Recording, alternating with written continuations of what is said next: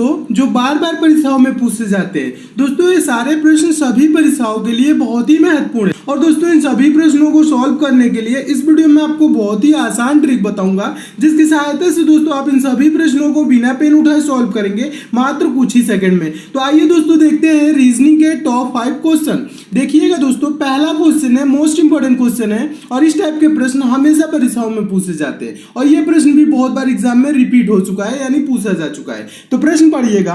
प्रश्न कह रहा है कुछ समीकरणों को किसी विशेष प्रणाली द्वारा हल किया जाता है, उसी प्रणाली के आधार पर हल न किए गए समीकरणों की सही संख्या क्या होगी, ये आपको बताना है। तो हल जो समीकरण नहीं किया गया है उसका आंसर देना है। तो देखिए जो हल किया गया वो क्या क्या है, देखिएगा यहाँ है 13 गुणे 12 बराबर क्या है दोस्तों 651 और कह रहा है 41 और 41 गुणे 23 बराबर 349 है, तो 24 गुणे 22 बराबर क्या होगा, ये चीज पूछ रहा है। यहाँ प्रश्नवाचक चिन्ह है, यानी कि ये समीकरण हल नहीं किया गया है, इसका मान हमें बताना है। क्या करना है, इसका मान, किसका मान 24 गुणे 22 का। ठीक है, पहले तो आप दोस्तों देखेंगे 13 गुणे 12 बराबर 651 कैसे लिखा है, 41 गुणे 23 बराबर 349 कैसे लिखा है। जैसे ये लिखा है दोस्तों उसी प्रकार से 24 गुणे 22 की वैल्यू हम लाएंगे। ठीक है, तो चलिए देखते हैं दोस्तों। पहले क्या करेंगे, हम 13 गुणे 12 करेंगे, यानी कि गुणा करेंगे आपस में। तो 13 दूना 26 हो जाएगा, 26 का 6 हो जाएगा, 13 कम 13, 13 तो ये क्या हो जाएगा 15, यानी कि गुणा करने पे 13 और 12 का क्या है दोस्तों 156 आया, 156 आया है और ये लिखा है दोस्तों 651। तो आपको थोड़ा सा कुछ नजर आ रहा होगा दोस्तों यहाँ पे कैसे लिखा है। कहने का मतलब है 156 किन संख्याओं से मिलकर बना है दोस्तों 156 और लिखा क्या है दोस्तों ये 651, यानी इन्हीं संख्याओं को क्या किया है दोस्तों पलट दिया है, यानी 156 को क्या कर दिया लास्ट से लिख दिया 651, 651 लिख दिया। समझ रहे हैं ये कैसे किया, गुणा कर दिया, गुणा करके जो आया दोस्तों उसको पलट के लिख दिया 651। ठीक है, 156 को क्या कर दिया 651 लिख दिया। ये चीज क्लियर हो गया। चलिए आगे देखते हैं दोस्तों। अब आगे आप गुणा करेंगे 41 गुणे 23, पहले गुणा करके देखिए क्या ये भी इस प्रकार से सॉल्व हो रहा है कि नहीं। तो दोस्तों 41 गुणे 3 करेंगे तो क्या होगा, 41 से क्या होता है 123 होता है, 123 का 3 हो जाएगा, हासिल 12 हो जाएगा। फिर दोस्तों क्या हो जाएगा 41 गुना क्या हो जाएगा 82 हो जाएगा और 82 में 12 जोड़ेंगे तो क्या हो जाएगा दोस्तों 94 हो जाएगा। ये क्या आया दोस्तों, ये 943 आया और इसको लिखा क्या है दोस्तों 349। तो 943 यानी कि 943 है, इसको हम क्या लिखेंगे 349, इसे पलटेंगे तो क्या हो जाएगा दोस्तों 349 हो जाएगा। देखिए 349 यहाँ पे लिखा हुआ है। ठीक है, ये कर क्या रहा है दोस्तों गुणा करके संख्याओं को पलट दे रहा है। ठीक है, अब जो वैल्यू पूछ रहा है उसका हम मान निकालेंगे, जिसका मान पूछ रहा है, किसका मान दोस्तों पूछ रहा है 24 गुणे 22 का पूछ रहा है। तो चलिए 24 गुना का दोस्तों क्या होगा, 24 गुना का 48 होता है, 48 का 8 हो जाएगा, हासिल क्या होगा 4 होगा। फिर 24 गुना का 48, 48 में 4 जोड़ेंगे तो क्या हो जाएगा दोस्तों 52 हो जाएगा। इसका मान क्या होगा दोस्तों 528 होगा। 528 नहीं होगा, ये नहीं कि आप ऑप्शन नंबर डी में देखेंगे 528 टिक कर देंगे, नहीं, अभी इसको क्या करना है पलटना भी है। ऑप्शन नंबर डी सही नहीं होगा, इसे पलटना है। 5 to 8 है तो इसे क्या लिखेंगे दोस्तों 825 लिखेंगे। इसका मान क्या होगा दोस्तों 825 होगा। अब देखिए 825 किस ऑप्शन में दिया है, देखेंगे ऑप्शन नंबर बी में दिया है, तो आपका ऑप्शन नंबर बी दोस्तों क्या हो जाएगा सही हो जाएगा। तो मैं उम्मीद करता हूं दोस्तों आप इस प्रश्न को बहुत अच्छे तरीके से समझ गए होंगे और इस टाइप के प्रश्न आपके एग्जाम में कभी भी पूछा जाएगा तो आप अच्छे से सॉल्व कर लेंगे। नेक्स्ट क्वेश्चन देखिएगा, दूसरा क्वेश्चन मोस्ट इंपॉर्टेंट क्वेश्चन है और ये प्रश्न बहुत बार एग्जाम में रिपीट कर चुका है और इस प्रकार के दोस्तों प्रश्न हमेशा परीक्षाओं में पूछे जाते हैं और ज्यादातर स्टूडेंट कंफ्यूज हो जाते हैं कैलकुलस की वजह से, यानी कैलकुलेशन इसमें करने लगते हैं, क्या करें कैसे सॉल्व करें। तो देखिए कैसे इसको सॉल्व किया जाता है, बिना पेन उठाए ये प्रश्न सॉल्व होता है। प्रश्न पढ़िएगा, प्रश्न कह रहा है रीजन REASON को 5 के रूप में और बिलीव्ड VELIEVED को 7 के रूप में कोड किया जाए तो बताएं कि गवर्नमेंट GOVERNMENT का कोड क्या होगा। ये चीज पूछ रहा है दोस्तों। ऐसे क्वेश्चन है तो आपको कोडिंग नहीं करना है, यानी कि नंबरिंग नहीं करना है। ये नहीं सोचना है आर कितने नंबर पे आता है, ई कितने नंबर पे आता है, ए कितने नंबर पे आता है, फिर जोड़ेंगे घटाएंगे गुणा भाग करेंगे फिर देखेंगे 5 कैसे है। नहीं, ऐसे जब क्वेश्चन आता है दोस्तों ये वेरी सिंपल, यानी बहुत ही आसान क्वेश्चन होता है। इसके लिए ज्यादा कुछ नहीं किया जाता है, बस काउंट किया जाता है रीजन में कुल कितने अक्षर है। काउंट कीजिए 1 2 3 4 5 6, कितने हैं दोस्तों 6, लेकिन ये लिखा क्या है दोस्तों 5, यानी कि -1 करके क्या लिख दिया दोस्तों 5 लिख दिया है। क्लियर है कैसे लिखा है? चलिए आगे देखते हैं क्या ऐसे सॉल्व हो रहा है कि नहीं।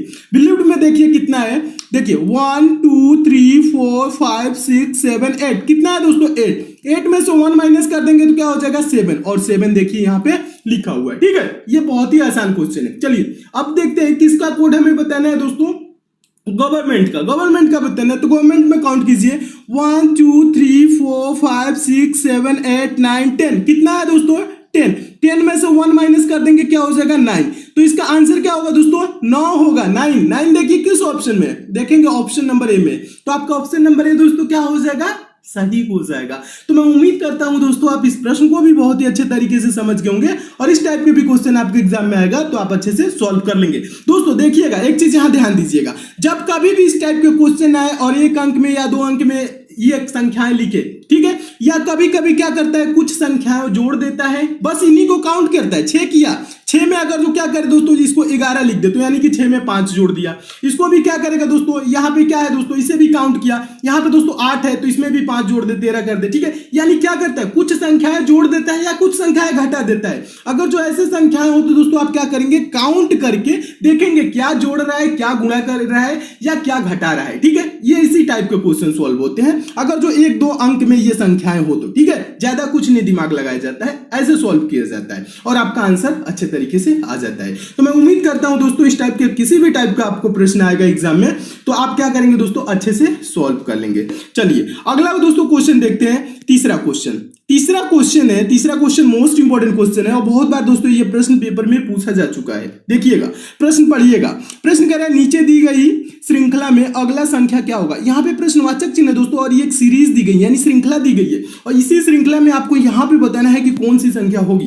देखिएगा अब इस टाइप के प्रश्न आए तो कैसे सॉल्व करेंगे दोस्तों, आपको पहले भी बताया हूं फिर से बता रहा हूं, सीरीज से रिलेटेड कभी भी क्वेश्चन आएगा तो पहले आप संख्याओं को ध्यान से देखेंगे, संख्याएं कैसे चल रही हैं यानी कैसे आगे बढ़ रही हैं, घट रही हैं, क्या हो रहा है। ठीक है, तो देखिए ये संख्याएं क्या है दोस्तों, 2 है, 7 है, ध्यान से देखिएगा, 9 है, 3 है, 8 है, 11 है, 4 है, 9 है, 13 है, प्रश्नवाचक चिन्ह।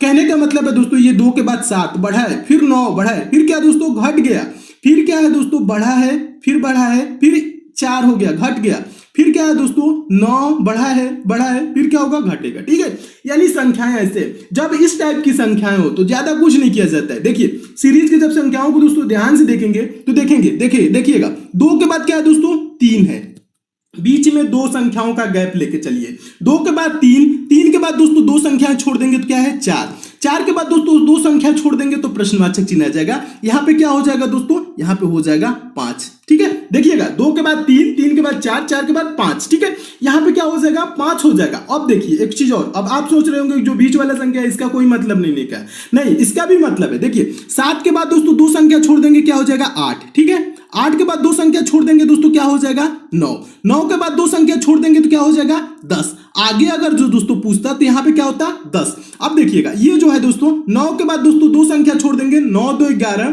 फिर क्या है दोस्तों 2 का गैप है, 11 2 13 के बाद दोस्तों क्या होगा 15। अब 10 के बाद पूछता तो क्या हो जाता दोस्तों 15, यानी कि लगातार हम 3 संख्याएं ला दिए, यहाँ पे आगे अगर जो पूछ देता 3 प्रश्नवाचक चिन्ह लगा देता तब भी हम बता देते 5 10 15 ये संख्याएं आगे होंगी। ठीक है, तो यहाँ आपको भरना क्या दोस्तों प्रश्नवाचक चिन्ह पे। ठीक है, तो प्रश्नवाचक चिन्ह पे क्या होगा दोस्तों 5 होगा। देखिए 5 किस ऑप्शन में दिया है तो देखेंगे ऑप्शन नंबर पहले में दिया है, तो आपका ऑप्शन नंबर पहला दोस्तों क्या हो जाएगा, सही हो जाएगा। तो मैं उम्मीद करता हूं दोस्तों आप इस प्रश्न को भी बहुत अच्छे तरीके से समझ गए होंगे और इस प्रकार के भी प्रश्न आपके एग्जाम में आएगा तो आप अच्छे से सॉल्व कर लेंगे। ठीक है दोस्तों वीडियो को आप लास्ट तक देखा करिए, सारे क्वेश्चन मोस्ट इंपॉर्टेंट होते हैं। ठीक है, चलिए अगला हम क्वेश्चन दोस्तों देखते हैं, चौथा क्वेश्चन बहुत ही इंपॉर्टेंट क्वेश्चन है।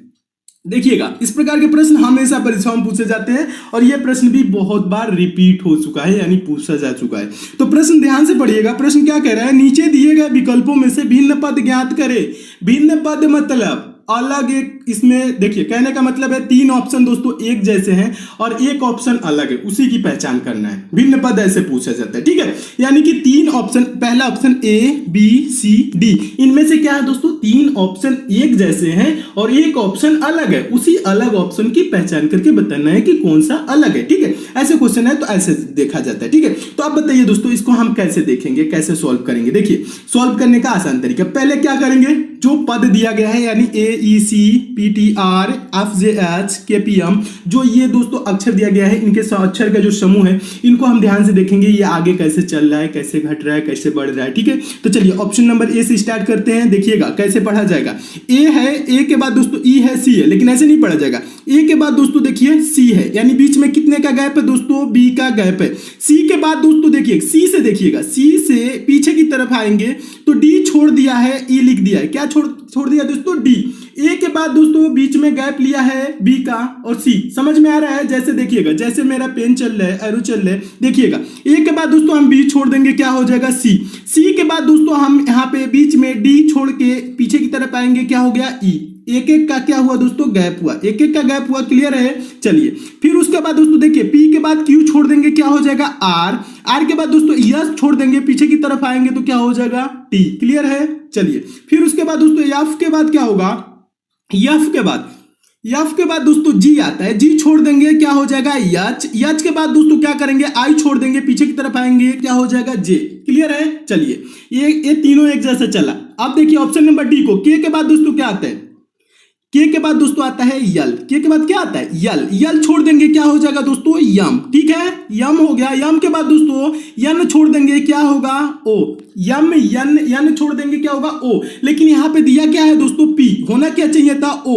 इसलिए ये क्या हो जाएगा दोस्तों, ऑप्शन नंबर डी आपका अलग हो जाएगा। मैं उम्मीद कर रहा हूं समझ रहे होंगे इस प्रश्न को कैसे किया है। क्या किया है दोस्तों, सब में एक एक छोड़ के ऐसे किया है, उसके बाद पीछे की तरफ आया है। लेकिन यम के बाद दोस्तों यन आता है, लेकिन यहाँ पे दिया क्या है, यन छोड़ के ओ आएगा, यन छोड़ देंगे, ओ आना चाहिए, लेकिन दिया क्या है दोस्तों, पी। यानी यहाँ पे कितने का गैप लिया है, 2 का गैप लिया है, और सब जगह क्या है दोस्तों, एक एक का गैप है। ठीक है, यहाँ पे 2 का गैप है, इसलिए ऑप्शन नंबर डी क्या हो जाएगा दोस्तों, आपका अलग हो जाएगा। तो मैं उम्मीद करता हूं दोस्तों आप इस प्रश्न को भी अच्छे से समझ गए होंगे, और इस प्रकार के भी प्रश्न आपके एग्जाम में आएगा तो आप अच्छे से सोल्व कर लेंगे। चलिए अगला दोस्तों क्वेश्चन देखते हैं। चलिए देखते हैं पांचवा क्वेश्चन मोस्ट इंपॉर्टेंट क्वेश्चन है, और इस टाइप के प्रश्नों के लिए दोस्तों पेन उठाने की जरूरत नहीं है, बिना पेन उठाए सॉल्व किया जाता है और कुछ ही सेकंड में सॉल्व होता है। यह प्रश्न देखिएगा, तरीका समझिएगा कैसे सॉल्व करना है। प्रश्न पढ़िए ध्यान से। प्रश्न कह रहा है किसी कूट भाषा में 256 का मतलब है यू आर गुड, 637 का मतलब है वी आर बैड, 358 का मतलब है गुड एंड बैड है, तो एंड का कोड क्या होगा, ये पूछ रहे हैं। एंड का कोड, किसका कोड पूछ रहे हैं। देखिए यहाँ पे दोस्तों कहने का मतलब है, क्वेश्चन समझिएगा, यहाँ पे 256 है और इसके लिए क्या लिखा है, यू आर गुड। ये आप नहीं कह सकते कि 2 के लिए यू है, 5 के लिए आर है, 6 के लिए गुड है, ऐसे नहीं।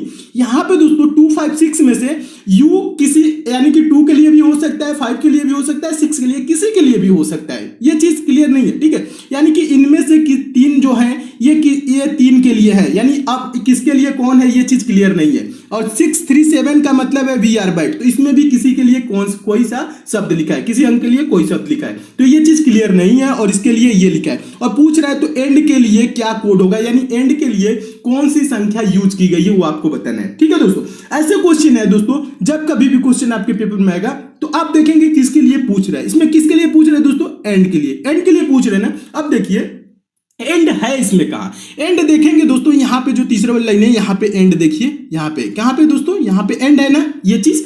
अब इसी के लिए पूछ रहा है, तो इसके आजू बाजू में यानी अगल बगल देखेंगे कौन कौन से यानी कि शब्द है। गुड है, क्या है दोस्तों, गुड। तो ये गुड है ना, इसको हम ट्रायंगल बना लेंगे। एक और ऊपर देखिए गुड है ना, गुड है दिख रहा है यहाँ पे भी, इसे भी हम क्या करेंगे, ट्रायंगल बना लेंगे। ये 2 गुड हो गए ना। अब देखेंगे इन 2 गुड के लिए क्या यानी अंक यूज किया है, यानी कॉमन देखेंगे इसके लिए। यहाँ पे देखेंगे दोस्तों, इसके लिए 358 है, ठीक है, और इसके लिए दोस्तों क्या है, देखिएगा इसके लिए 358 है और इसके लिए 256 है। अब देखिए दोनों में कॉमन कौन सा है, दोनों में कॉमन कौन सा अंक है, तो देखेंगे दोस्तों क्या है, यहां पे देखेंगे 358 और 256, इसमें क्या कॉमन दिख रहा होगा, 5 आपको कॉमन दिख रहा है कि नहीं, 5 कॉमन दिख रहा है। यानी कि दोस्तों क्या हो गया, ये जो गुड है ना, गुड, इसके लिए क्या है दोस्तों, 5 यूज किया। क्या यूज किया है, 5। अब क्या है दोस्तों, अगला इसमें क्या है, देखिए एंड का अपने आप मिल जाएगा, 358 में से कोई एक अंक होगा एंड के लिए, ठीक है।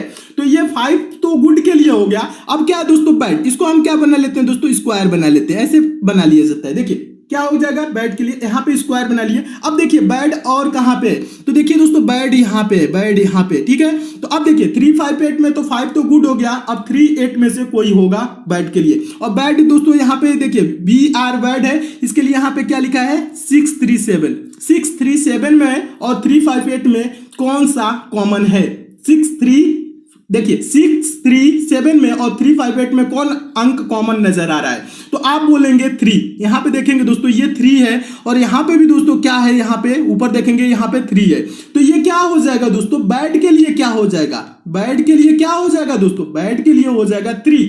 यानी कि गुड के लिए 5, देखिएगा ज्यादा कुछ नहीं, ये समझाने के लिए लिख रहा हूं। ये गुड के लिए क्या हो गया 5 हो गया, अब बैड के लिए क्या हो गया 3 हो गया। अब इसमें बचा क्या दोस्तों, इसमें बचा क्या, एंड के लिए बच गया, क्या बचा 8 बच गया। तो एंड के लिए दोस्तों क्या होगा, एंड के लिए होगा 8। 8 किस ऑप्शन में है, तो ऑप्शन नंबर ए में है, आपका ऑप्शन नंबर ए दोस्तों क्या हो जाएगा, सही हो जाएगा। तो मैं उम्मीद करता हूं दोस्तों आप इस प्रश्न को भी अच्छे से समझ गए होंगे और इस टाइप के भी प्रश्न आपके एग्जाम में आएगा तो आप अच्छे से सॉल्व कर लेंगे। देखिए एक बार और समझाता हूं, ज्यादा कुछ नहीं करना है।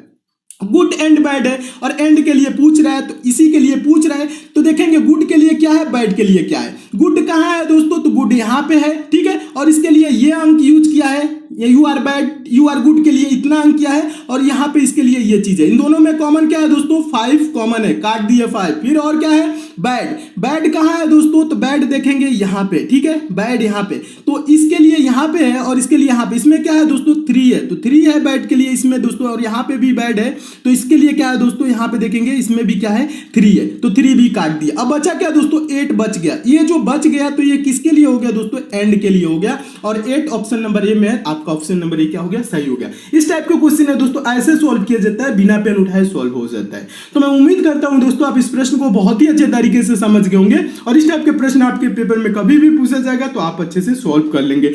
तो मिलते हैं दोस्तों अगले वीडियो में और भी इंपॉर्टेंट प्रश्नों के साथ, तब तक के लिए दोस्तों धन्यवाद।